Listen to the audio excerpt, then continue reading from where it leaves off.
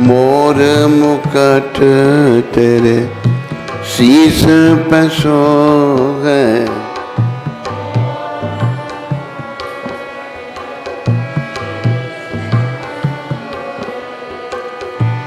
प्यारी बंसी मेरो मन मोहे।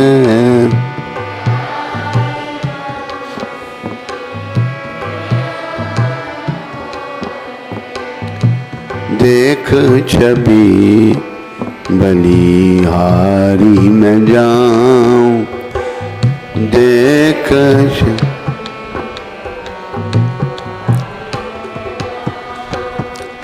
हे गिरधर तेरी आरती गाऊं, तेरी आरती गाऊं। चरणों से निकली है गंगा प्यारी, चरणों से निकली है गंगा प्यारी, जिसने तारी दुनिया सारी, जिसने तारी दुनिया सारी। उन चरणों में शीश झुकाऊं, उन चरणों में शीश झुकाऊं। हे गिरधर तेरी आरती गाऊं, हे गिरधर तेरी आरती गाऊं। संग सोहे वृष भानु दुलारी, संग सोहे वृष भानु दुलारी, ललिता विशाखा सखियां प्यारी, ललिता विशाखा सखियां प्यारी। युगल छवि के दर्शन पाऊं, युगल छवि के दर्शन पाऊं। हे गिरधर तेरी आरती गाऊं, हे गिरधर तेरी आरती गाऊं। व्यासदास के नाथ आप हो, व्यासदास के नाथ आप हो। सुख दुख प्यारे साथ आप हो, सुख दुख प्यारे साथ आप हो। वास सदा वृंदावन पाऊं, वास सदा वृंदावन पाऊं। हे गिरधर तेरी आरती गाऊं, हे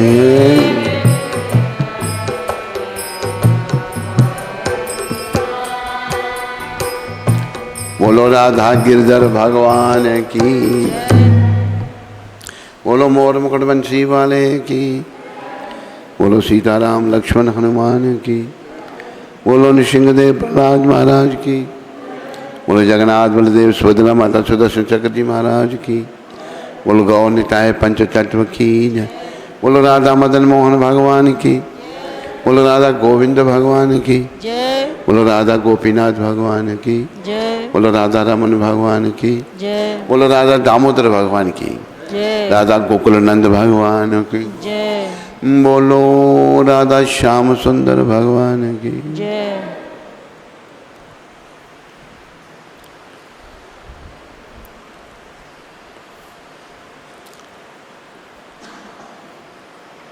नमा ओम विष्णुपदाय कृष्णपदाय भूतले श्रीमद् भक्ति वेदांत स्वामी नामने नमस्ते तत्देव गौरवाणी प्रचारने निर्विशेष शून्यवादी पाश्चात्य। धर्म प्रेमी हरि भक्तों व माताओं, बालकों बालिकाओं, मेरी अपनी ही प्यारी आत्माओं, आज कथा का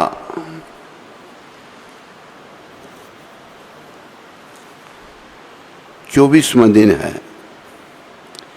श्री पुरुषोत्तम मास जी की कथा का आप सबका स्वागत है, अभिनंदन है। बड़े प्रेम से बोलो पुरुषोत्तम मास जी की जय।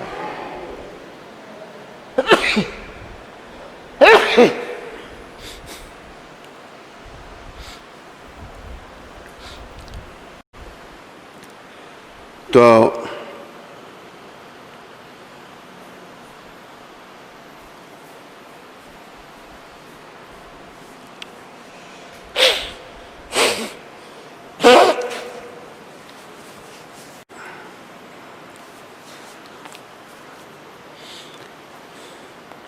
पुरुषोत्तम मास जी की कृपा से, गुरुदेव प्रभुपाद की कृपा से हम कुछ भक्तों का संग कर रहे हैं। कल आपको रंग जी की कथा सुनाई थी। रंग जी जो सराबेग बनिए थे, जैनी थे, लेकिन ऐसा प्रसंग उनको देखने में मिला, वो भी बड़े अनन्य भक्त बन गए भगवान के और भगवत प्राप्ति उन्होंने भी की, संत बन गए। उन्होंने एक प्रेत जो कि उनकी शरण में आया, उनके बेटे को तंग करता था, उस प्रेत का भी उद्धार कर दिया। तो वैष्णव जो हैं उनका चरणामृत का भी बड़ी महिमा है। तो देखो, जो सनातनी नहीं थे, जैनी थे, वो भी भगवान की शरण में आए। उन्होंने अनंताचार्य जी से दीक्षा ली। जब उन्होंने देखा कि उनके घर में जो नौकर था वो यमदूतों का जमादार बना हुआ है, बड़ा बना हुआ है, उसने कहा मैंने इनका अन्न खाया, इनको चेतावनी दूँ। तो जब वो एक बंजारे की आत्मा को ले गया यमदूत के रूप में, फिर उनको बड़ा ज्ञान हो गया, वो भक्त बन गए। तो भक्ति का प्रचार करो, सभी लोग भक्त बन सकते हैं। उसमें कोई भी जात पात नहीं, कोई कुछ नहीं, बस भक्ति उदय हो जाए। जैसे रंग जी इतने महान बन गए कि उनकी कृपा से, उनके चरणामृत से एक प्रेत का उद्धार हो गया। एक सुनहरा, जिसे ज्यूलर कहते हैं अभी, वो पर स्त्रीगामी था, मरने के बाद प्रेत योनि में गया।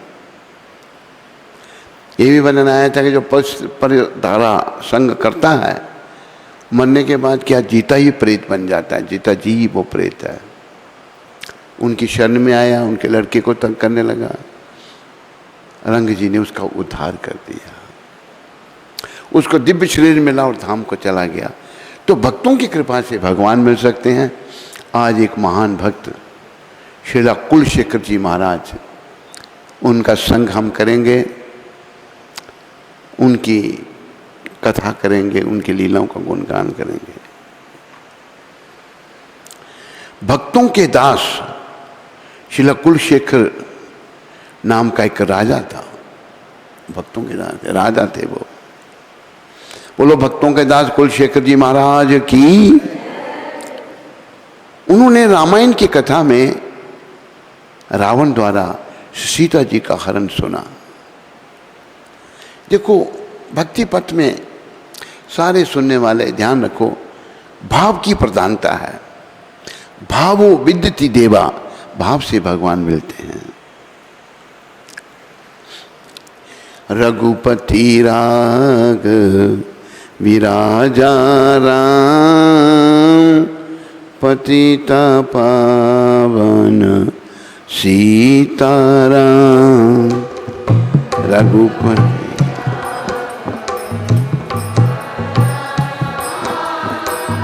पतिता पावन सीताराम।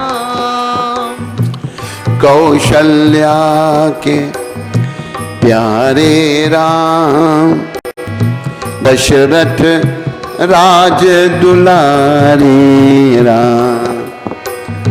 कौशल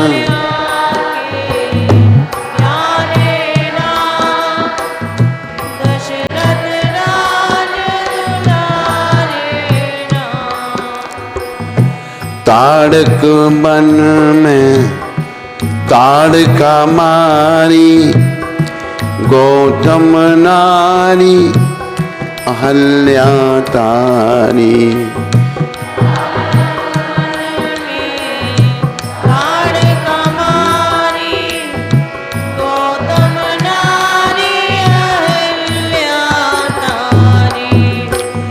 जब दशरथ घर प्रगटे राम, पतिता पावन सीताराम। जब दशरथ घर प्रगटे पतिता पावन सीताराम। जनकपुरी में धनुष को जोड़ा, जनक सुता से नाता जोड़ा। जनकपुरी धनुष को, जय श्री राम।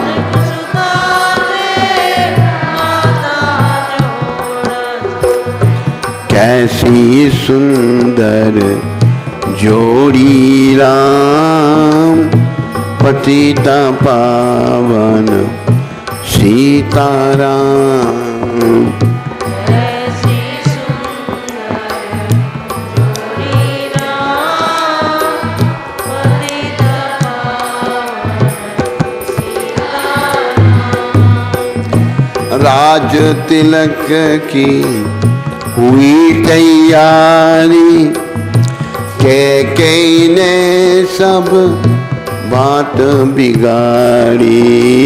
राज तिलक की हुई तैयारी, कैकेयी ने सब बात बिगाड़ी।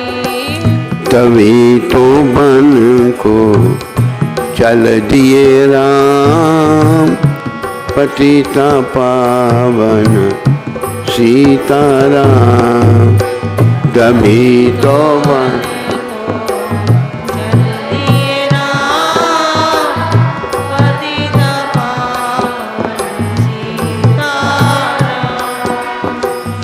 श्री राम जय राम, जय जय राम। श्री राम जय राम, जय जय राम।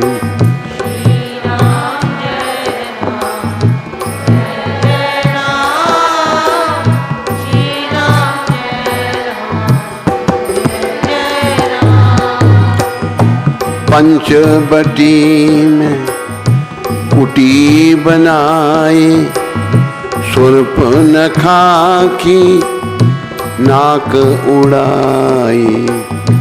पंचवटी में कुटी बनाई, शूर्पणखा की नाक उड़ाई। तभी खरदूषण मारे राम, पतिता पावन सीताराम। तभी खरदूषण मारे राम, पतिता पावन सीताराम। मेघनाथ ने शक्ति चलाई, लक्ष्मण जी को मूर्छा आई। मेघन नाथ ने शक्ति चलाई, लक्ष्मण जी को मूर्छा आई। जट संजीवनी लाए हनुमान, पतिता पावन सीताराम।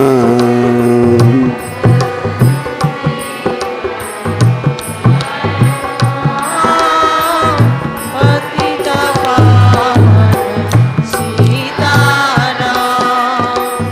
मेघनाथ कुंभकर्ण को मारा, रावण का भी शीश उतारा। मेघनाथ कुंभ कर्ण को मारा, रावण का भी शीश उतारा। भरत लाल ने चिता बनाई, हनुमान जी ने खबर सुनाई।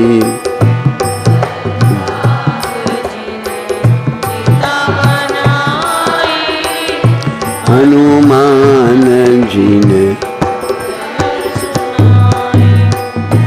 वन से आ गए भगवान, पतिता पावन सीताराम। वन से आ गए भगवान, पतिता पावन सीताराम। श्री राम जय राम, जय जय राम। श्री राम जय राम, जय जय राम। जय जय राम, पतिता पावन। बोलो राजा रामचंद्र भगवान की। कुलशेखर जी महाराज राम जी के बड़े भक्त थे। उन्होंने रामायण की कथा में रावण द्वारा श्री सीता जी का हरण सुना। खाली सुना, सुनते ही वो भावुक हो गए। सुनते ही उससे आवेश आ गया कुलशेखर जी को, और वह तुरंत हाथ में तलवार लेकर घोड़े पर चढ़कर मारो मारो चिल्लाते हुए दौड़े और घोड़े को समुद्र में कुदा दिया। इस प्रेम को देखकर प्रभु श्री राम ने सीता समेत दर्शन देकर समुद्र से निकाला। देखो, यही है भाव। भाव राम कथा, कृष्ण कथा, गौर कथा, ये सब भावपूरित हैं। और जरूरत इसी बात की है कि हमारा भाव जागृत हो। बस भाव अंदर है, पर मेरा भाव बटा हुआ है इधर उधर, बुरे कामों में, व्यसनों में, बुराइयों में, निंदा चुगली में, दोष दर्शन में, छिद्रान्वेषण में मेरा भाव बटा हुआ है। पर इस भाव को हर ओर से हटाकर प्रभु श्री राम जी के, प्रभु श्री कृष्ण के चरणों में लाना है। तो शेखर जी महाराज समुद्र में कूद गए। प्रसंग सुना कथा में, उसको सत्य मान लिया उन्होंने, अतीत की घटना को सत्य मान लिया। तो जब भगवान ने उनका प्रेम देखा, देखो भगवान में सच्चा प्रेम, भगवान ने उनको समुद्र से निकाला। दक्षिण देश का एक कुलशेखर नाम का राजा था, जो श्री रामचंद्र जी के रूप में अत्यंत तल्लीन रहता था। बस भगवान के रूप में तल्लीन। हमें भी भगवान के रूप में तल्लीन हो जाना चाहिए। बोलो कृष्ण भजो कृष्ण गाओ कृष्ण नाम, कृष्ण माता कृष्ण पिता कृष्ण धन प्राण। बोलो कृष्ण भजो कृष्ण गाओ कृष्ण नाम, कृष्ण माता कृष्ण पिता कृष्ण।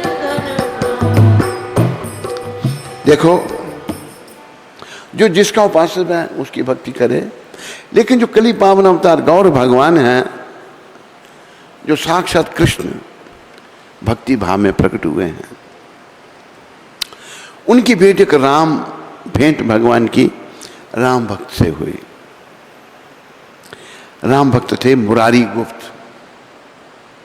मुरारी गुप्त हनुमान जी के अवतार थे चैतन्य लीला में। तो मुरारी गुप्त जी राम जी के भक्त थे। तो गौर भगवान मुरारी जी के पास जाते थे। मुरारी जी पर बड़ी कृपा थी गौरहरि की। गौरहरि स्वयं कृष्ण कहते हैं मुरारी को, मुरारी कृष्ण लीला में बड़ा आनंद है, बड़ा रस है। मुरारी जी ने प्रयास किया कृष्ण सिमरन करने का, नहीं हुआ उनसे, क्योंकि वो राम के भक्त। दूसरे दिन आकर रोते रोते भगवान के चरणों में गिर गए। कहा प्रभु मैं आपकी आज्ञा पालन नहीं कर सका, मैं अपने राम जी को नहीं छोड़ सकता। ये भाव है, ये प्रेम है। तो तब गौर भगवान ने कहा मुरारी तेरे सिवा राम जी का दूसरा और है कौन? भगवान ही भक्त के होते हैं और भक्त भगवान के होते हैं। तो भाव जागृत हो गया। समुद्र से भगवान ने उनको निकाला। श्री रामचंद्र जी के रूप में अत्यंत तल्लीन रहते थे। वह श्री रामचंद्र जी की लीला और उनके गुणों को सर्वदा प्रेम पूर्वक सुनते थे। कुलशेखर जी महाराज, एक ब्राह्मण देव इन्हें रामायण की कथा सुनाया करते थे। वे जानते थे कि राजा का स्वभाव अत्यंत खरा है, भाव से भरा है। स्वभाव अत्यंत खरा है और भाव से भरा है। इसलिए सीता हरण सरीखे प्रसंग उन्हें कदापि नहीं सुनाते। उनका माता जानकी के चरणों में भाव है, राम जी के चरणों में भाव है, ऐसी कथा उनको सत्य मान लेते थे महाराजा कुलशेखर। तो पंडित जी ऐसी कथाएं नहीं सुनाते थे। एक बार ब्राह्मण व्यास बीमार हो गए। उन्होंने अपने पुत्र को कथा सुनाने के लिए भेज दिया। सुनते ही राजा को यह आभास हुआ कि सचमुच रावण सीता को हरण करके ले जा रहा है। सुना तो सच ही लग रहा उनको, सच था पर अतीत में था, अभी नहीं है। उनके हृदय को बड़ी भारी चोट पहुंची महाराजा कुलशेखर के। एक दिन श्री पंडित जी पंचवटी का प्रसंग वर्णन कर रहे थे। श्री राम जी श्री लक्ष्मण जी को श्री सीता जी की रक्षा में नियुक्त कर स्वयं अकेले ही खरदूषण 14,000 राक्षसों का मुकाबला करने को सन्निध खड़े हैं। 14,000 राक्षस अकेले राम जी। बोलो रामचंद्र भगवान की, बोलो श्री राम जय जय राम। श्री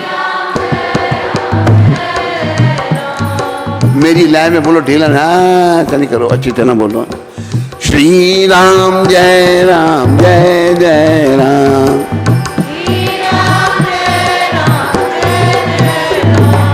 श्री राम जय राम जय राम। रघुपति राघवी राजा राम।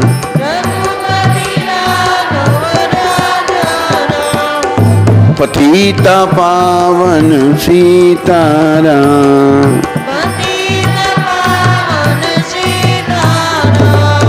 श्री राम जय राम। 14,000 राक्षसों का मुकाबला करने के लिए भगवान खड़े हैं अकेले। राक्षसों की विशाल सेना धरो पकड़ो मारो कहते हुए श्री राम जी को घेर लेती है। पंडित जी कह रहे हैं श्री राम अकेले 14,000 राक्षसों से युद्ध करने जा रहे हैं। इस युद्ध का परिणाम क्या होगा? परम भावुक श्री कुलशेखर जी को यह ध्यान नहीं रहा कि हम कथा सुन रहे हैं। उनको ध्यान भाव जागृत हो गया। उनका भाव ऐसा ही होना चाहिए, यही भगवान को अच्छा लगता है।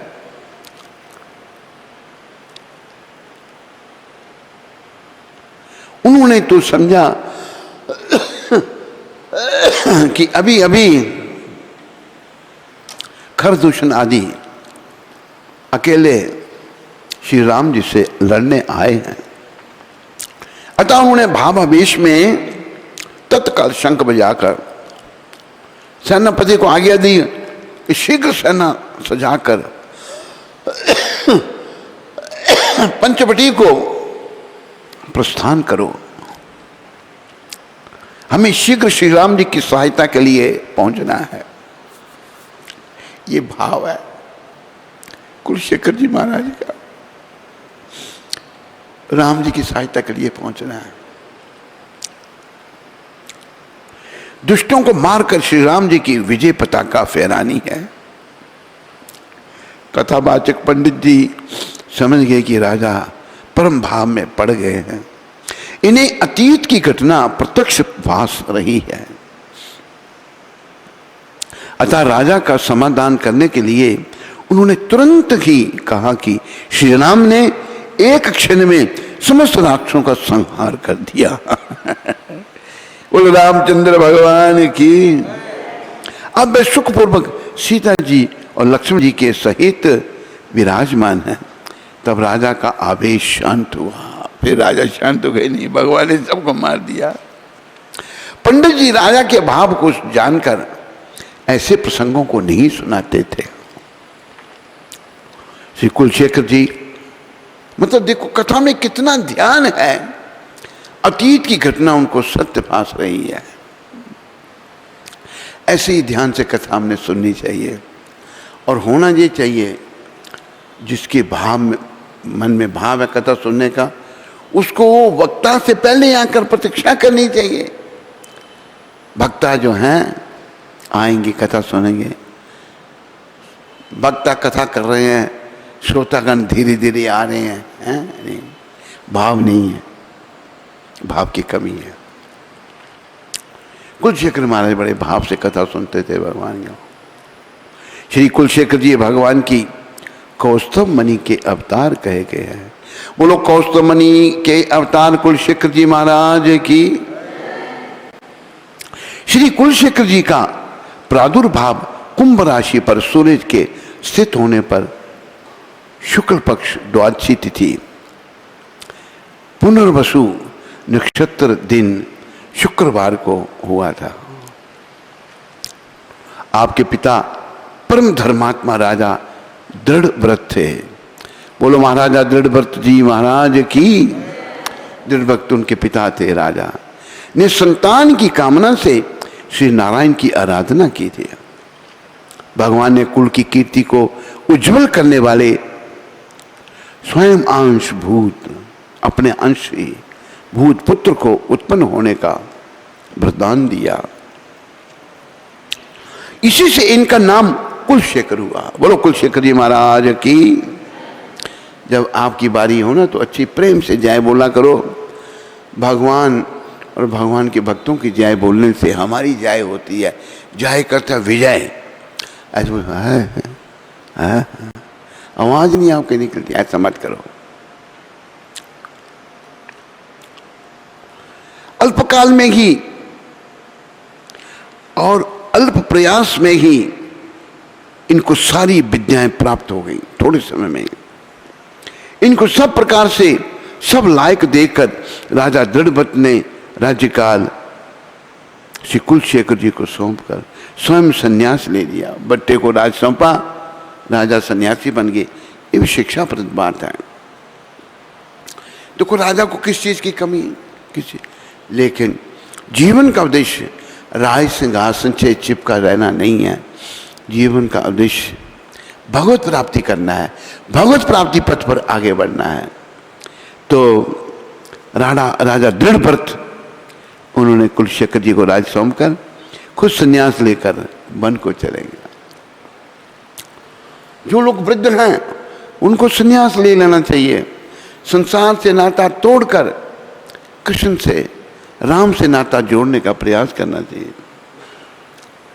श्री कुलशेखर जी राम जी के उपासक थे, बड़े राम जी के बड़े प्रिय उपासक थे।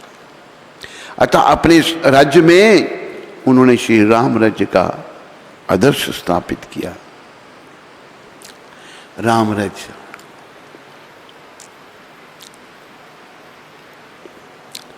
मुझे एक बात याद आ गई, यूपी की बात है ये। कुछ बुजुर्ग इकट्ठे हुए, कहते भाई जब आज़ादी मिलेगी तो राम राज्य आएगा, राम राज्य आएगा। ये राम राज्य है? हमारी बहू बेटी की इज्जत सुरक्षित नहीं है। कितने पाप कर्म हो रहे हैं। देखो, अंग्रेज दुष्ट तो ज़रूर थे, लेकिन अंग्रेज़ों के राज में हमारे बुजुर्ग सुनाते हैं हमारी बहू बेटियों की इज्जत सुरक्षित थी। हमारी बहू बेटी पूरे भारत में अकेली कहीं घूम आए, कोई देखता नहीं था उसकी तरफ। लेकिन अभी कितने कांड हो रहे हैं। बुजुर्ग आपस में चर्चा करते, क्या राम राज्य चाहिए? इतने दुखी, कोई कानून व्यवस्था नहीं, कोई लॉ एंड ऑर्डर नहीं, कोई बहू बेटी सुरक्षित नहीं। एक बुजुर्ग बोला, उस समय यूपी की जो शासक थी सुचेता कृपलानी, सुना नाम सुचेता कृपलानी, वो चीफ मिनिस्टर थी यूपी के। उसके संतान नहीं थे। उसने यूपी में बांझ राज, ये औरत राज करी जो बांझ है, जिसके बच्चे नहीं हैं। हिंदुस्तान में रांड राज, रांड मतलब इंदिरा गांधी रांड थी, उसका कसम मर गया था। और इन दोनों के ऊपर कामराज, तो कहां से आएगा रामराज?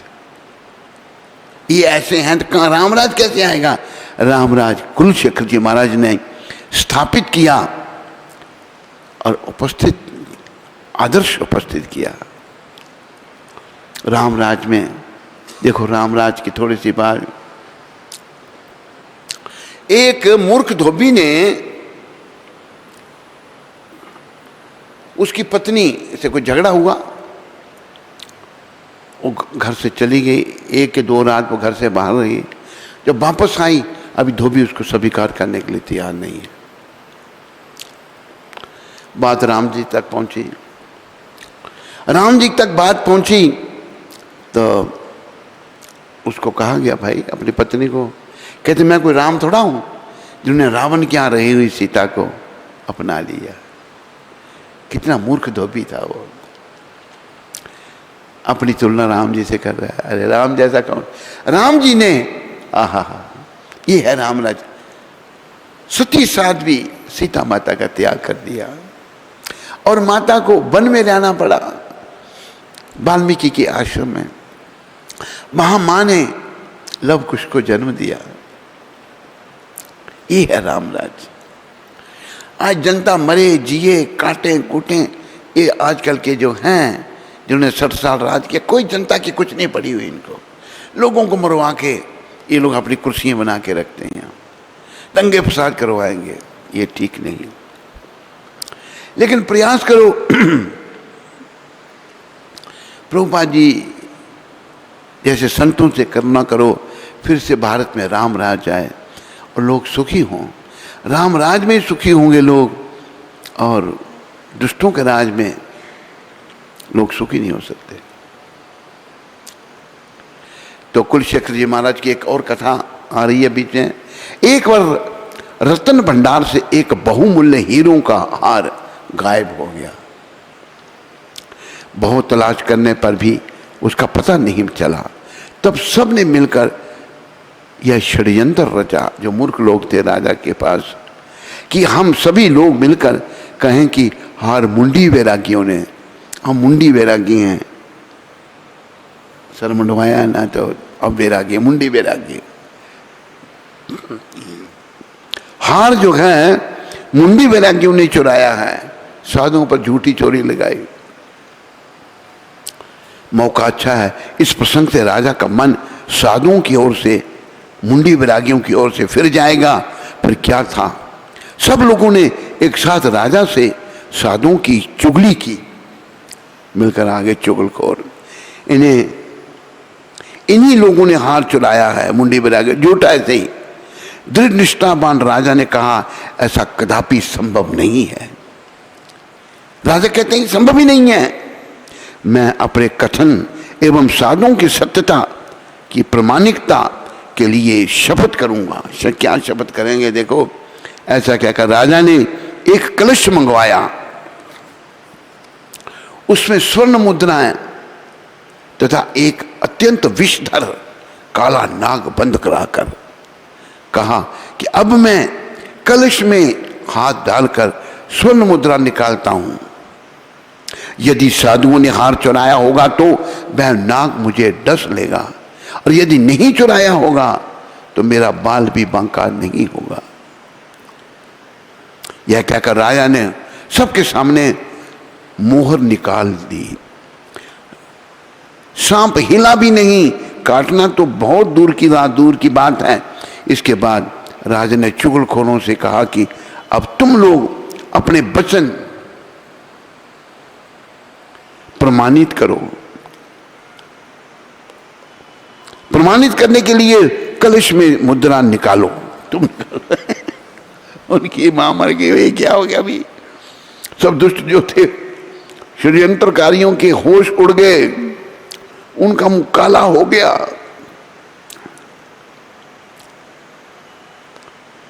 वे लोग अपनी करनी पर बड़े लज्जित हुए। एक बार अकबर के राज्य में एक चोरी हुई। अकबर के बहुत सारे वजीर मुसलमान थे, एक बीरबल हिंदू था। अकबर बीरबल की ज़्यादा सुनता था क्योंकि बीरबल बहुत बुद्धिमान था। यहाँ पर काला हो गया, उनके मुंह काला हो गया जो हो षड्यंत्री थे, षड्यंत्रकारी। इस पर मुझे ये बात याद आ गई। तो उन दूसरे वजीरों ने कहा, महाराज ये जो चोरी हुई है शाही खजाने में, बीरबल चोरों को पकड़ सकता है। अकबर ने बीरबल को बुलाया, बीरबल ये चोरी पकड़ के लाओ। तो बीरबल ने सारे चोर इकट्ठे किए। पहले कहा बीरबल ने, चोर का मन काला, कि चोर घबराया हुआ है। एक आदमी बाकी घबरा गया, भाई इसको पता लग गया मैं ही चोर हूं। फिर कंफर्म करने के लिए बीरबल ने कहा, चोर की दाढ़ी पर तिनका। उसने धीरे धीरे हाथ उठाया, लेकिन मेरी दाढ़ी पर तिनका कहां से आ गया? बोला यही चोर है, पकड़ो इसको। तिनका तो था। ऐसे बीरबल ने चोर को पकड़ लिया। तो ऐसे ही मुंडी वैरागियों को बदनाम करने के लिए उनका मन काला, उनका मुंह काला हो गया। वे लोग अपनी करनी पर बड़े लज्जित हुए। किसी का सांस नहीं हुआ मोहर निकालने का। कैसे निकाले? संयोग की बात, इसी हलचल में वह हार मिल गया। तब राजा इन षड्यंत्रकारियों पर बड़े कुपित हुए। राजा बड़ा गुस्से में हो गया।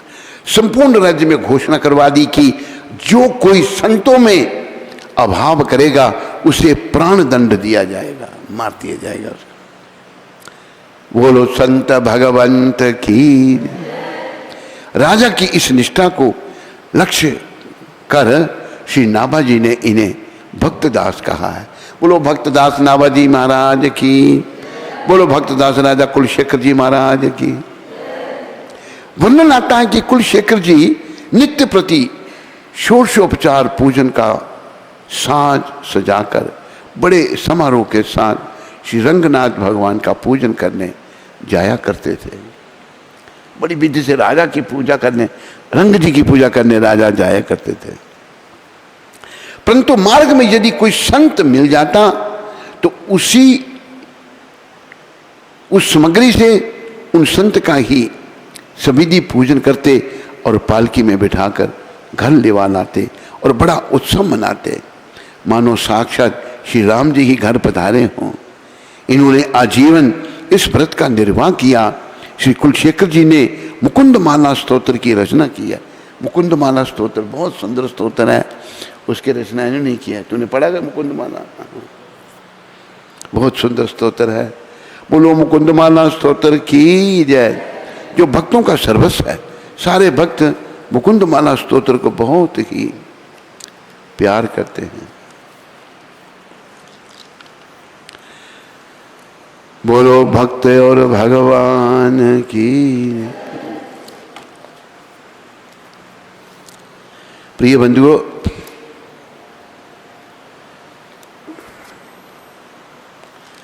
अगली कथा भी बड़ी सुंदर है। भगवान श्री कृष्ण के एक सखा की कथा है। उनका नाम गोविंद स्वामी था। बोलो मोर मुकुट बंसी वाले की।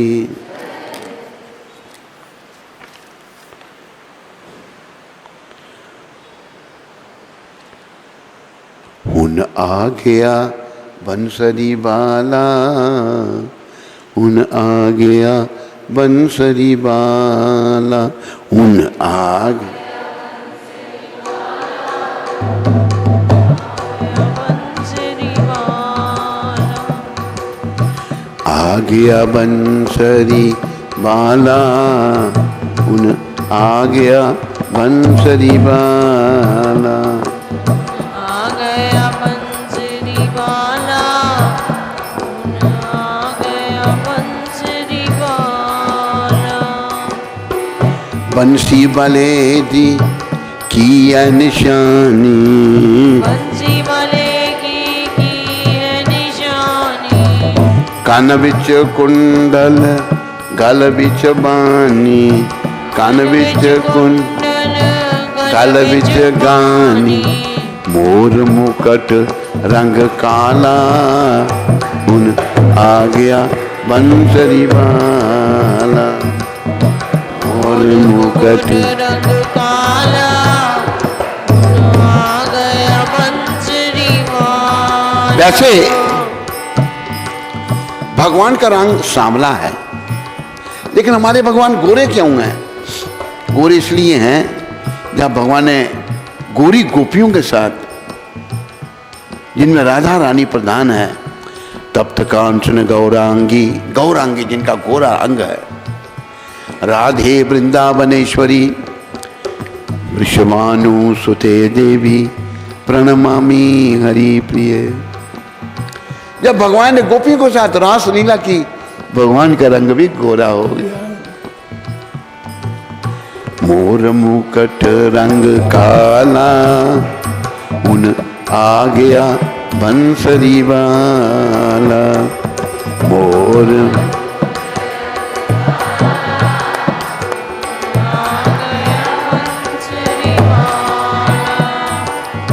आ गया मुकटा बाला, उन आ गया मुकटा बाला।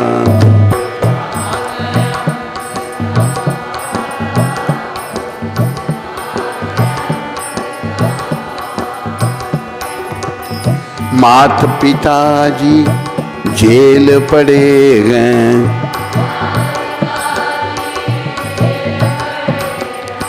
खुल गया बेड़ी ताला, उन आ गया बंसरी वाला, खुल गया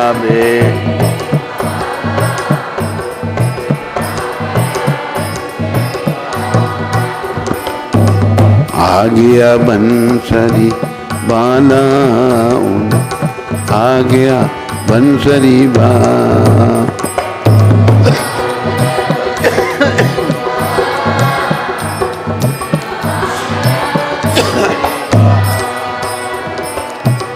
गोविंद जय जय गोपाल जय जय, राधा रमन हरि गोविंद जय जय, गोविंद जय जय गोपाल जय जय, गोविंद जय जय, गोविंद जय जय। बोलो राधा गोविंद भगवान की। गोविंद स्वामी की कथा।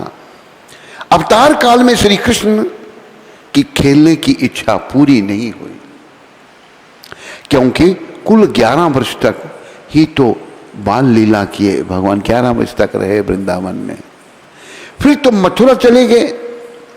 प्रसंगवश यहां एक प्रश्न का समाधान कर दूं कि भगवान ने 11 वर्ष तक ही बाल लीला क्यों की। तो इसका समाधान करते हुए संत जन यह कथा सुनाते हैं कि एक बार बड़ा बड़े जोर का अकाल पड़ा, प्रजा भूखी मरने लगी।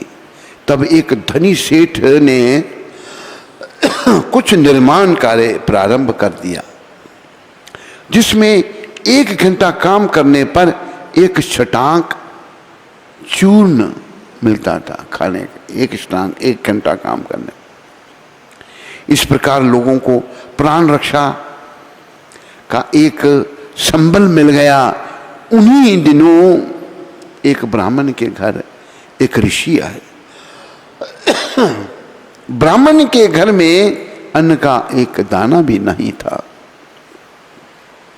जिससे वह ऋषि का आतिथ्य सत्कार करता। परंतु शास्त्र आज्ञा है कि अतिथि का सत्कार अवश्य करना चाहिए। सभी लोग याद रखो, अतिथि मतलब जिसकी कोई तिथि ना हो उसे अतिथि कहते हैं।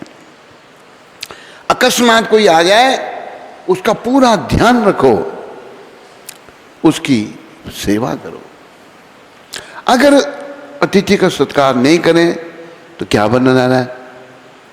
जिसके घर से अतिथि भूखा लौट जाता है वह उस घर के समस्त पुण्य ले जाता है, उस घर के पुण्य ले जाएगा सारे, और अपने समस्त पाप दे जाता है। अतः ब्राह्मण ने पास पड़ोस से कुछ मांगकर ऋषि के जलपान का प्रबंध किया और सुखपूर्वक उन्हें घर पर ठहराकर स्वयं सेठ के यहाँ काम करने चला गया। 11 घंटे काम किया उस ब्राह्मण ने। 11 छटाक चूर्ण मिला, लाकर सब ऋषि को सन्मुख रख दिया। ऋषि भी भूखे थे, अतः सब चूर्ण पा गए, बनाकर अकेले ही पा गए। फिर प्रसन्न होकर उन्होंने ब्राह्मण से वर मांगने को कहा। ऋषि ने वर मांगने को कहा। निष्काम ब्राह्मण ने कुछ भी नहीं मांगा। निष्काम, ये वहा निष्काम भाव रखो, सारे याद रखो। निष्काम भाव का प्रचार करो, क्योंकि संसार की कोई वस्तु की अगर आप कामना करोगे वो मिल जाएगी, लेकिन आपको भगवत प्राप्ति नहीं होगी, आवागमन में जाना पड़ेगा। भगवत प्राप्ति करने के लिए भगवान की निष्काम सेवा, यही हमारे महाप्रभु ने सिखाया। ना धनम न जनम न सुंदरीम कवितम वा जगदीश कामे मम जन्मनि जन्मनि ईश्वरे भवताद भक्तिर अहेतुकी त्वयि। मुझे धन नहीं चाहिए, सभी लोग धन के पीछे हैं। ना धनम न जन्म, अनुयायी भी नहीं चाहिए। गुरु लोग हैं तो अनुयायी इकट्ठे करने में लगे हुए हैं। सुंदर स्त्री भी नहीं चाहिए। सुंदर स्त्री तो सबको मिल चाहिए, सब सुंदर स्त्री के लिए ललायत हैं, वो भी नहीं चाहिए। कविताम, मुझे बड़ा प्रवक्ता भी नहीं बनना, ये भी सोचो, बड़ा प्रवक्ता भी नहीं बनने का, प्रवक्ता बनने का प्रयास मत करो, अहंकार आ जाएगा। कविताम, बड़ा कवि भी नहीं बनना। फिर आपको क्या चाहिए? मम जन्मनि जन्मनि ईश्वरे भवताद भक्तिर अहेतुकी त्वयि। मुझे जन्म पर्यंत जन्म प्रभु आपकी भक्ति चाहिए। कैसी? अहेतुकी। अहेतुकी का अर्थ है मैं भक्ति तो करूं, बदले में कुछ नहीं, सेवा तो करूं पर बदले में कुछ नहीं। जैसे ब्राह्मण ने क्या किया, उन्होंने 11 छटाक जो चूर्ण मिला था 11 घंटे काम करके और ऋषि को अर्पण कर दिया। अतः सब चूर्ण ऋषि बनाकर अकेले ही पा गए। फिर प्रसन्न होकर उन्होंने ब्राह्मण से वर मांगने को कहा। निष्काम ब्राह्मण ने कुछ भी नहीं मांगा, कुछ नहीं चाहिए। जब ऋषि ने बहुत जोर दिया तो ब्राह्मण ने कहा, यदि आप देना ही चाहते हैं तो मुझे यही वर दीजिए कि भगवान मेरे पुत्र रूप में बनकर मुझे बाल लीलाओं का सुख दे। ऋषि ठगे से रह गए। उन्होंने सोचा था कि गरीब ब्राह्मण है, स्वयं भूखा रहकर इसने मुझे भोजन कराया है, तो कुछ धन संपत्ति मांगेगा, परंतु यह तो भगवान को ही मांग बैठा।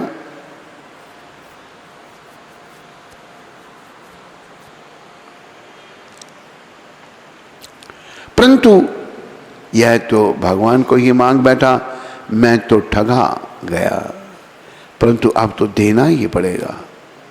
अतः ऋषि बोले, तुमने 11 घंटे काम कर 11 शतांग चूर्ण कमाकर मुझे खिलाया है, तो इसके बदले भगवान तुम्हारे यहाँ प्रकट होकर 11 वर्ष तक बाल लीला करेंगे। वही ब्राह्मण दंपति कालांतर में नंद यशोदा हुए, नंद और उनकी पत्नी यशोदा, और भगवान श्री कृष्ण ने 11 वर्ष तक इनके यहाँ बाल लीला की। लेकिन इतने मात्र से ना तो भगवान श्री कृष्ण को ये संतोष हुआ, ना संघ के सखाओं को ही। अतः भगवान पुनः कलयुग में श्रीनाथ जी के रूप में प्रकट हुए और उनके सखा सूरदास, परमानंद दास, कुंभन दास, कृष्णदास, गोविंद स्वामी, चतुर्भुज दास, शीत स्वामी, नंददास आदि के रूप में प्रकट हुए। श्री गोविंद स्वामी जी श्री दामा सखा के अवतार थे। बोल श्री दामा सखा की जय। इनका जन्म सन 1562 के लगभग भरतपुर रज अंतर्गत आंतरी ग्राम में सनड्य ब्राह्मण कुल में उत्पन्न होने के नाते इनके अनेक शिष्य थे, इसलिए ये स्वामी कहलाते थे। एक तो इन्होंने ठाकुर जी को गुल्ली मारी थी, दूसरे गुल्ली अपवित्र होती है, गुल्ली डंडा होता है, पहले बचपन में हम खेलते थे, ये भगवान के समय का खेल है। भगवान को गुल्ली मारी, गुल्ली अपवित्र होती है, वह जहाँ तहाँ गिरती रहती है, कभी कभी गंदी नालियों में भी गिर जाती है। श्री गोविंद स्वामी जी ने मंदिर में गुल्ली फेंक कर मारा था, अतः पुजारी ने नाराज होकर धक्का देकर बाहर निकाल दिया। एक गंवारिया का बीच में दृष्टांत आ रहा है। इसका श्री कृष्ण के साथ सख्य भाव था। गंवारिया गांव का व्यक्ति नंद गांव में रहता था, घर का गरीब था बेचारा। सगाई की बातचीत चल रही थी। कन्या पक्ष वाले इसे देखने के लिए आने वाले थे। जिस दिन उनका आना था उस दिन उसने मौका देकर श्री ठाकुर जी की पोशाक स्वयं पहन ली, भगवान की पोशाक खुद पहन ली और अपनी मैली कुचैली पोशाक ठाकुर जी को पहना दी। पर देखने वाले उसे पसंद कर विवाह करके चले गए। विवाह भी हो गया उसका, चले गए।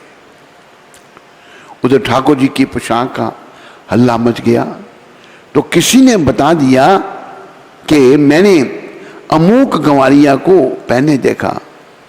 जब लोगों ने आकर इसे पूछा तो उसने कहा मेरी सगाई मारी जाती, अतः मैंने ठाकुर जी की पोशाक पहन ली थी। ठाकुर की कौन सी सगाई मारी जा रही थी? यह है सख्य रस, सख्य भाव था। बोलो सख्य रस की। साधु के द्वारा धक्का देकर मंदिर से बाहर निकाले जाने पर गोविंद सखा एक कुंड के किनारे जाकर बैठ गए। जब गुल्ली मारी इन्होंने श्रीनाथ जी को तो पुजारी ने धक्का देकर उनको मंदिर से बाहर निकाल दिया। सोचने लगी आकर वह यानी कि ठाकुर जी इसी मार्ग से तो निकलकर खेलने के लिए वन को जाएंगे।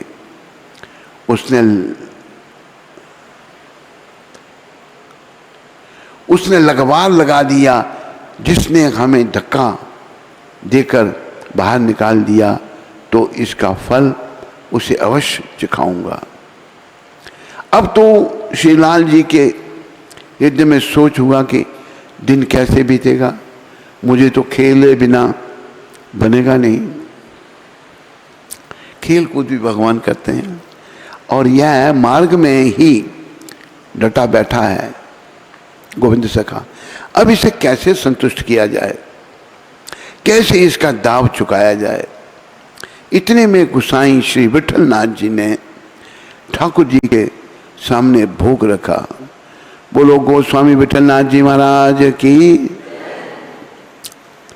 विठल नाथ जी साक्षात भगवान से बातें करते थे, परंतु वे भोग नहीं आरोग हैं, भगवान खाए नहीं। गोसाई जी ने पूछा कि जय जय आप आरोगते क्यों नहीं हैं?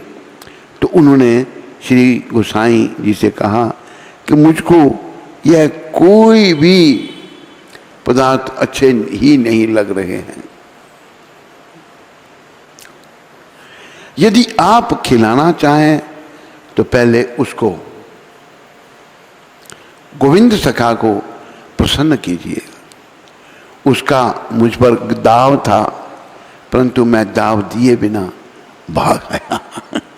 बच्चों में एक दूसरे का दाव होता है ना, वो दाव दिए बिना भाग आया। इसलिए उसने मुझे गुल्ली मारी थी। इस भाव को तो पुजारी ने जाना नहीं, उल्टे उसका अपराध मानकर उसे धक्का देकर बाहर निकाल दिया।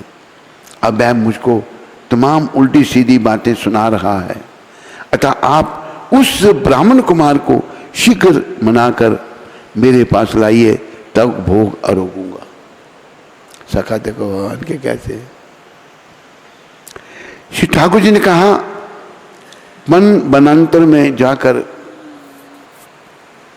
खेले बिना मुझे तनिक भी अच्छा नहीं लगता।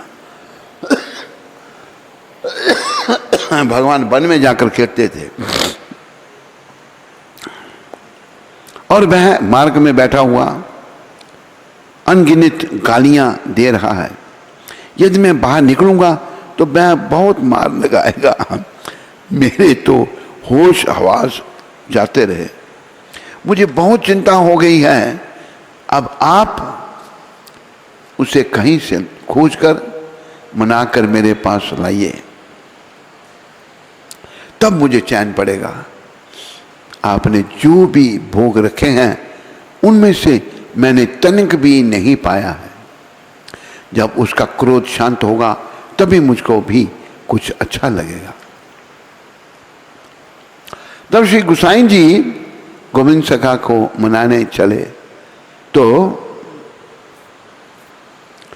गोविंद सखा यह उन्हें अपनी ओर आता हुआ देखकर उठ भागे।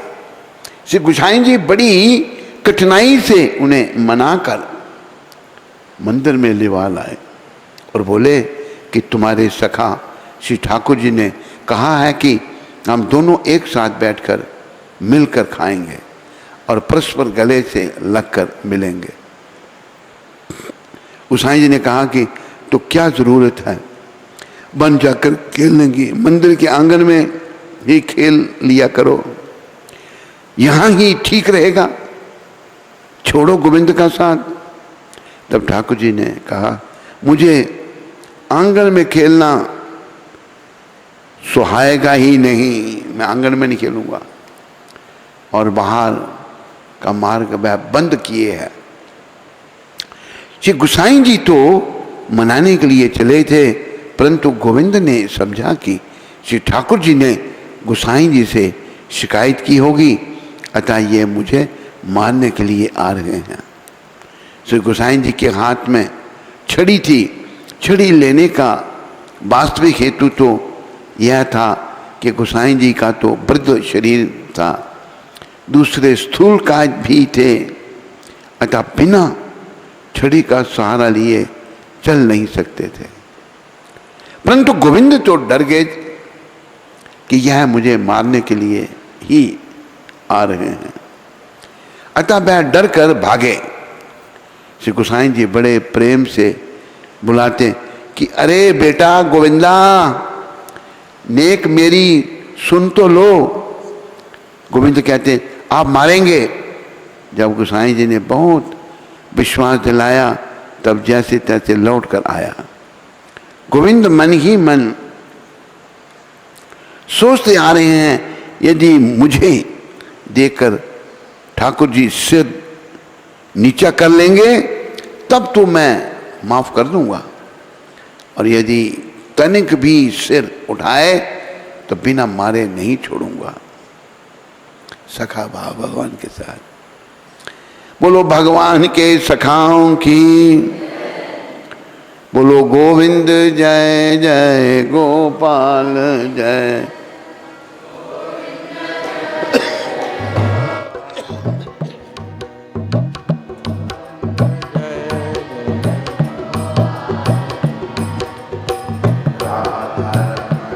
हरि गोविंद जय जय राधा।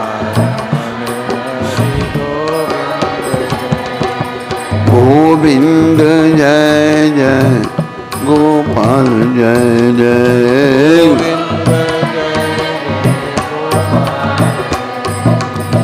गोविंद जय जय गोपाल जय जय।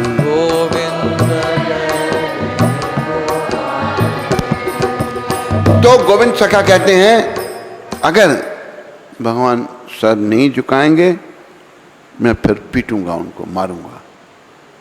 भगवान ने भक्त की बात रख दी। गोविंद को देखते ही सिर झुका दिया, ऐसे कर दिया भगवान ने। गोविंद का क्रोध शांत हो गया। फिर दोनों ने संग संग पाया, सबने, दोनों भगवान कृष्ण, श्रीनाथ भगवान और गोविंद सखा ने, दोनों ने मिलकर पाया और गले से लगकर मिले। एक दिन गोविंद सखा शौच के लिए बाहर जंगल में गए हुए थे। प्रेम में झूमते हुए श्री कृष्ण भी वहां आ गए। श्री कृष्ण ने वहां बड़ा उद्यम मचाया। वे गोविंद को मंदार के फलों से मारने लगे, मंदार के फल फेंकने लगे गोविंद। इन्होंने भी जब श्री कृष्ण को देखा तो उठकर उन्हीं फलों से उनको भी मारे। इस प्रकार गोविंद सखा के बीच अपार कौतुक हुआ। श्री भक्तमाल जी के टीकाकार श्री प्रियादास जी, बोलो प्रियादास जी महाराज की। प्रियादास जी गौड़िया वैष्णव थे, टीकाकार वो हैं। प्रियादास जी कहते हैं कि अरे भाई, यह सख्य भाव भक्ति रस का सार जो ठहरा, सख्य भाव भक्ति रस का सार है। उधर इनकी माता भी वहां आई, गोविंद सखा की। गोविंद की माता को आया हुआ देखकर श्री ठाकुर जी ने हृदय में विचार किया कि अब उद्यम करना ठीक नहीं। उन्होंने उद्यम नहीं किया, अतः गोविंद की ओट में छिप गए। इसी बहाने से गोविंद की मार से बच गए। गोविंद ने मार। गोविंद को देखकर मैया ने कहा, अरे उपद्रवी, तूने इतनी देर कहां लगाई? गोविंद बिना कुछ बोले मैया के संग चल पड़े। फिर थोड़ी देर में बाद विचार आया कि मैं तो शौच करने बैठा था, परंतु शुद्धि तो की नहीं। तो तुरंत इन्होंने नियमानुसार शरीर की शुद्धि रूप सदाचार किया।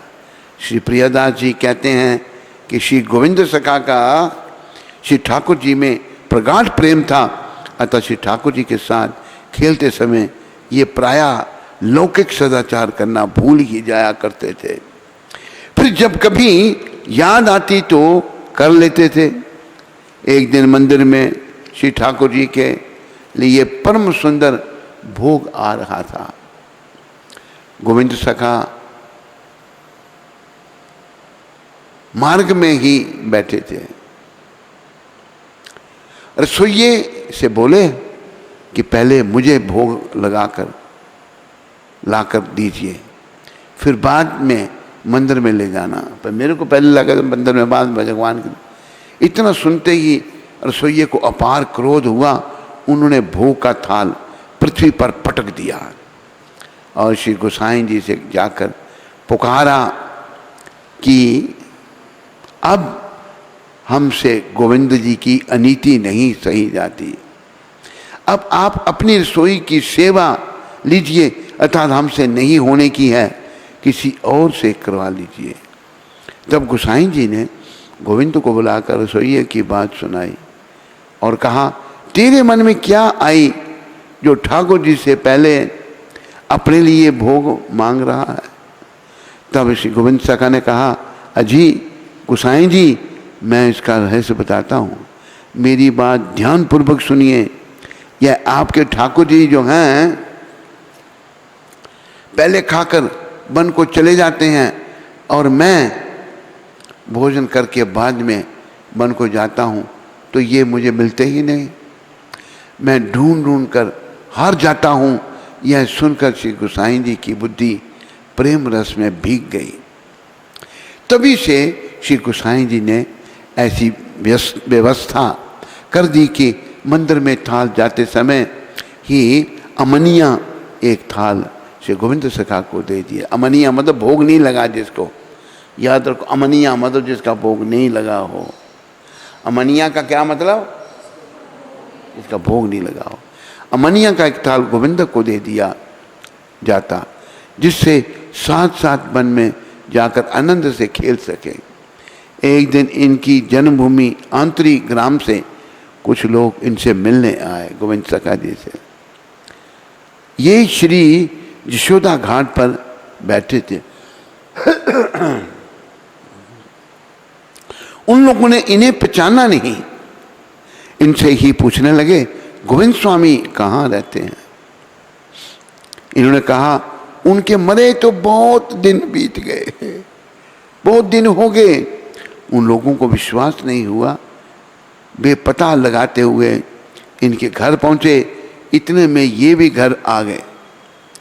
इनकी बहन कान्हा भाई ने कहा, यही हैं गोविंद स्वामी। तब उन लोगों ने इनसे पूछा कि आपने ऐसा क्यों कहा था कि उनको मरे बहुत दिन हो गए? तो उन्होंने बताया कि आप लोगों ने स्वामी कहकर पूछा था, तो मेरे स्वामी पने का तो कब का अंत हो गया है, अब तो मैं दास हो गया हूँ। इनकी ये भक्ति भरी वाणी सुनकर लोग बड़े प्रभावित हुए और इनसे प्रार्थना किए कि हमें भी नाम सुना दीजिए। इन्होंने कहा कि नाम सुनाने के अधिकारी तो स्वामी जी हैं, दास नहीं। फिर सबको ले जाकर श्री विठल नाथ जी का शिष्य करा दिया। एक दिन उत्थापन के समय श्री गोविंदास जी श्रीनाथ जी का दर्शन कर रहे थे। इन्होंने देखा कि श्री ठाकुर जी की पाग में पीछें ढीली पड़ी गई हैं। श्री ठाकुर जी ने पूछे, जय जय, पग को पैर में खुली क्यों है, जरा संभाल लीजिए।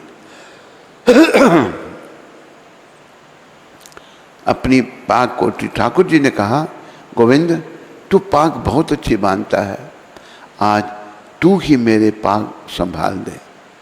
तब गोविंदास जी मंदिर में घुसकर श्री ठाकुर जी की पाग बांधे।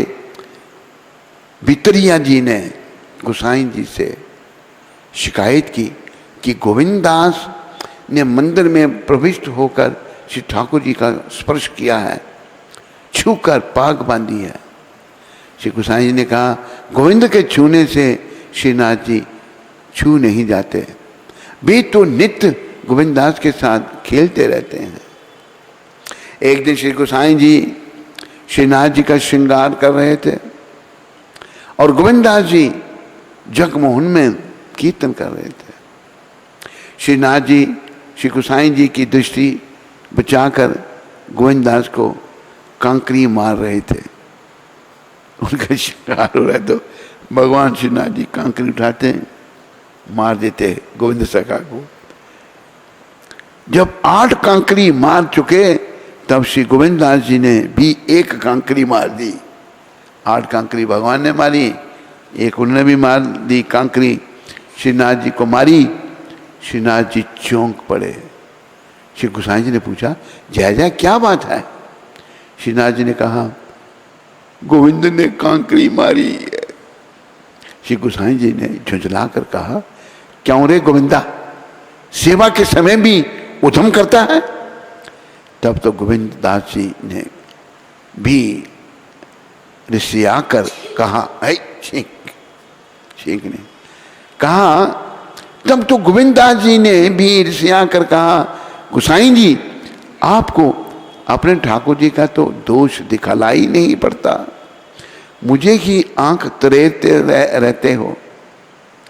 देखो हमारे, और जब आपके ठाकुर जी ने 8 कांकरी मुझे मारी तब आपको रीस नहीं आई, और जब मैंने 1 कांकरी मारी तो आप आंखें लाल पीली कर रहे हो।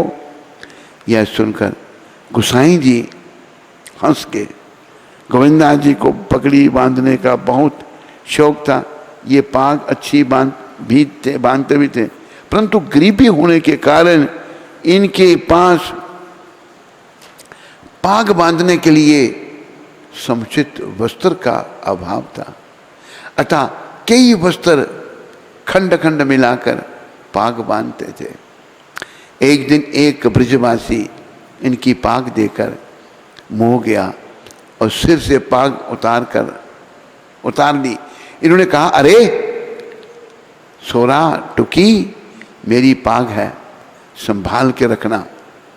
ब्रजवासी ने तुरंत इस महा अकिंचन को प्रणाम कर पाग वापस कर दी। ये बड़े विनोदी थे। एक दिन एक आदमी मनमुखी ढंग से बहुत ही बेसुरा गा रहा था। इन्होंने उसे टोका तो उसने कहा, मैं तो भगवान को रिझा रहा हूं, मुझे स्वर ताल से क्या प्रयोजन। इन्होंने कहा, बाबरे, जब तेरे गाने पर मनुष्य ही नहीं रीझेंगे तो भगवान क्या रीझेंगे। इनका तात्पर्य यह था कि जो साधन किया जाए वह गुरु उपदिष्ट विधि से किया जाए, तब भगवान प्रसन्न होते हैं। एक बार संगीत सम्राट तानसेन गोसाई जी को अपने गाने से रिझाने गोकुल पहुंचे। बादशाह के दरबार का गायक जानकर श्री गोसाई जी ने तानसेन का सम्मान किया और उनका पद सुनकर परितोषक में उन्हें 1000 रुपया और 1 कौड़ी दी। तानसेन की समझ में नहीं आया कि गोसाई जी ने रुपयों के साथ कौड़ी क्यों दी है। आखिर उन्होंने इसका रहस्य श्री गोसाई जी को पूछा। तब उन्होंने बताया कि बादशाह के गवैये हो, अतः सम्मान है, 1000 रुपये दिए, और हमारे ठाकुर जी के कीर्तनिया गोविंद दास जी के सप्रेम कलात्मक गान के समक्ष आपका कोरा कलात्मक गान 1 कौड़ी का लगा, अतः मैंने 1 कौड़ी भी दी। तानसेन का मन मचल उठा गोविंद दास जी का गान सुनने के लिए। श्री गोसाई जी ने बुलाकर ठाकुर जी के सामने गवाया तो तानसेन ने कहा, महाराज, आपने इनके समक्ष मेरे गाने की कीमत जो 1 कौड़ी आंकी थी वह अधिक थी। वस्तुतः इनके सामने तो मेरा गान 1 कौड़ी का भी नहीं है।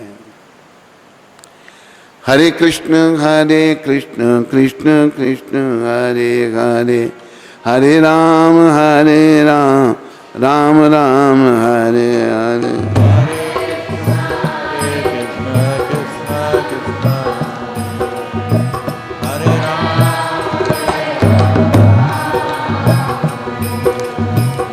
हरे कृष्ण कृष्ण कृष्ण कृष्ण हरे हरे हरे राम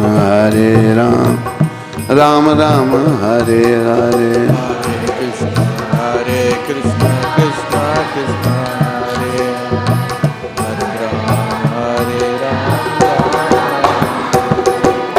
हरे राम हरे कृष्ण कृष्ण कृष्ण हरे हरे राम राम राम हरे हरे। हरे कृष्ण हरे राम हरि हराय नमः कृष्ण यादवाय नमः हरि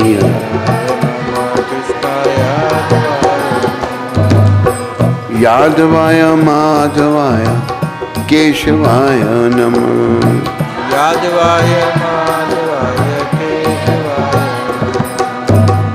गोपाल गोविंद राम श्री मधुसूदन गोपाल गोविंद राम श्री मधुसूदन गोपाल गोविंद राम श्री मधुसूदन गोपाल गोविंद राम श्री मधुसूदन गिरिधारी गोपीनाथ मदन मोहन गिरिधारी गोपीनाथ गिरिधारी गोपीनाथ मदन मोहन गिरिधारी गोपीनाथ श्री चैतन्य नित्यानंदा श्री अद्वैता सीता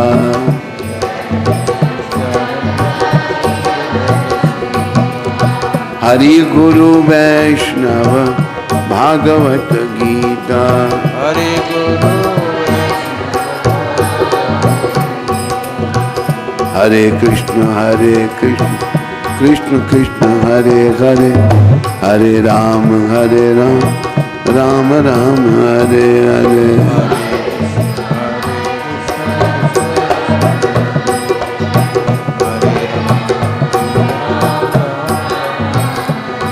बोलो भक्त और भगवान की, बोलो गोविंद सखा जी महाराज की। तो ये भक्तमाल का प्रसंग गोविंद सखा जी का यहीं उसको विराम दिया जाता है। कल फिर से ये प्रसंग प्रारंभ होगा। आज आपको 23वें दिन की कथा, 24वें दिन की कथा पुरुषोत्तम मास की अभी सुनाते हैं। बोलो पुरुषोत्तम मास जी महाराज की, बोलो पुरुषोत्तम भगवान की। उग्रदेव को मणिग्रीव सब कुछ बताकर बोला, ये ब्राह्मण, इस समय मुझ पाप युक्त पर आप अनुग्रह करें। मेरे किसी पूर्व जन्म के पुण्य से ही आप इस वन में पधारे हैं। आप उपदेश रूप पदार्थों से हमको कृतार्थ करिए, जिससे मेरा यह तीर्थ दारिद्र क्षण भर में नष्ट हो जाए और अतुल वैभव को प्राप्त होकर मैं स्वेच्छा से विचरूं। उग्रदेव जी बोले, हे महाभाग, तुम कृतार्थ हुए जो तुमने मेरा आतिथ्य सत्कार किया है, इसी से तुम्हारा कल्याण होगा। बिना व्रत, बिना तीर्थ, बिना दान, बिना परिश्रम तेरा दारिद्र नष्ट हो जाएगा। ऐसा ही मैंने निश्चय किया है। इस मास के आगे तीसरा मास पुरुषोत्तम मास है, इसलिए तुम दोनों स्त्री पुरुष यत्न के साथ श्री पुरुषोत्तम मास में भगवान की प्रसन्नता के लिए दीप दान करना, जिससे तुम्हारा यह दारिद्र्य मूल सहित नष्ट हो जाएगा। तिलों के तेल से दीप दान करना, ऐश्वर्य होने पर भी, ऐश्वर्य होने पर घी से करना। इस समय वन में बसते हुए तेरे लिए दूसरा कोई उपाय नहीं है। अगस्त जी बोले, इस प्रकार कहकर श्रेष्ठ ब्राह्मण दोनों हाथ में मुरली लिए हुए श्री कृष्ण भगवान को स्मरण करता हुआ प्रयाग की तरह चल दिया। 2 महीने व्यतीत होने पर जब श्री पुरुषोत्तम मास आया, तब गुरु भक्ति में तत्पर दोनों स्त्री पुरुष उस मार्ग में दीपक दान करने लगे। आलस्य रहित वे दोनों ऐश्वर्य के लिए इंगुदी के तेल से दीपक जलाने लगे और इसी प्रकार सारा पुरुषोत्तम मास बिताया। उग्रदेव की कृपा से अंतःकरण को शुद्ध करके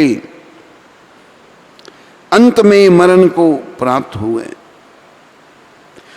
हो स्वर्ग को गए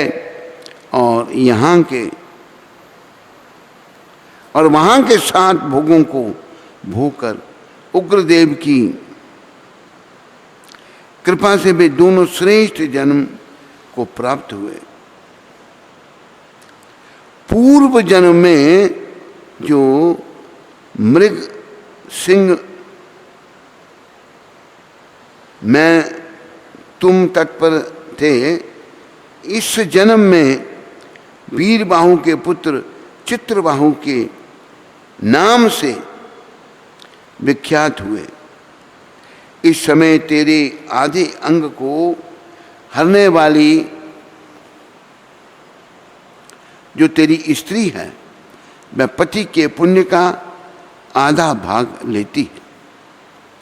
इंगुदी के तेल से श्री पुरुषोत्तम मास में दीपदान करने से तेरा अकंटक राज्य है। जो मनुष्य घी से अथवा तिलों के तेल से अखंड दीपक करे तो फिर कहना ही क्या है। अखंड दीप जल रहा है यहाँ पर नहीं, पुरुषोत्तम मास में बुझने नहीं देना, तीनों आर्टों पर। हाँ, कहना ही क्या है। पुरुषोत्तम मास के दीपक का ऐसा ही फल है, इसमें संशय नहीं है। उपवास आदिकों से पुरुषोत्तम मास का व्रत करे तो फिर कहना ही क्या है। वाल्मीकि जी बोले, इस प्रकार अगस्त जी राजा चित्रबाहु के पूर्व जन्म की कथा कहकर सत्कार को प्राप्त हुए। नाथ रहित आशीर्वाद देकर वहां से चले गए। बोलो पुरुषोत्तम मास की, बोलो पुरुषोत्तम भगवान की। हरे कृष्ण। कल 25वें दिन की कथा होगी, तो सबका धन्यवाद। हरे कृष्णा कृष्णा कृष्णा हरे हरे, हरे राम हरे कृष्णा। तो गुरु महाराज जी का बहुत बहुत आभार। उन्होंने आज पुरुषोत्तम मास की 24वें दिन की कथा का श्रवण करवाया। तो सभी लोग गुरु महाराज का आभार व्यक्त करेंगे 3 बार हरि बोल बोल के। हरि बोल, हरि बोल, हरि बोल। बोलिए सद्गुरुदेव महाराज की जय। तो आज पुरुषोत्तम मास की 24वें दिन की कथा के उस उपलक्ष्य में आज के प्रसादम का आयोजन टोरंटो से श्रीमती सुनीता अग्रवाल एवं नरेश अग्रवाल जी की तरफ से किया गया है। तो उनका और उनके परिवार का श्रील प्रभुपाद आश्रम उधमपुर के सभी भक्तों की ओर से बहुत बहुत धन्यवाद। हरि बोल। और आज पुरुषोत्तम मास के 24वें दिन की कथा में जो लड्डू प्रसादम है वो गुरु महाराज जी की तरफ से। हरि बोल।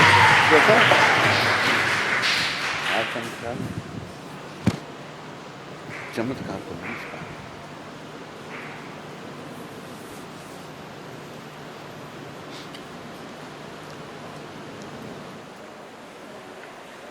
मैंने अमृतसर की जगह